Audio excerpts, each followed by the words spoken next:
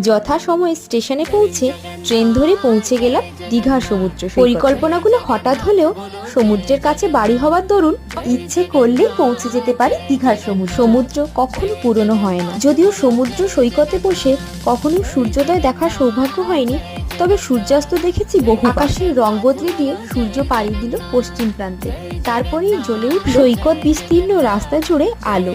সেই রাস্তা দিয়ে হাঁটতে হাঁটতেই পৌঁছে গেলাম দীঘার আদি জগন্নাথ মন্দির। এই মন্দিরটি প্রথমে ছিল মৎস্যজীবীদের আরাধ্যা দেবী গঙ্গা। 2007 সালের মার্চ মাসে হঠাৎই সমুদ্রের জলে ভেসে ওঠে জগন্নাথ বলরাম সুভদ্রার মূর্তি। সমুদ্র থেকে নিয়ে এসে এই মন্দিরে প্রতিষ্ঠা করা হয় জগন্নাথ দেব। আদি এই জগন্নাথ মন্দিরকেই নবনির্মিত জগন্নাথ মন্দিরের মাসির বাড়ির স্বীকৃতি দেওয়া হয়। মন্দিরে জগন্নাথ দেবের দর্শনের পরে হালকা খাওয়া দাওয়া সেরে দীঘাতে একটুখানি বাজার ঘুরে রকমারি জিনিসের সম্ভার দেখলাম। দেখা হচ্ছে পরবর্তী ভিডিওতে। ভালো থাকবেন, টাটা।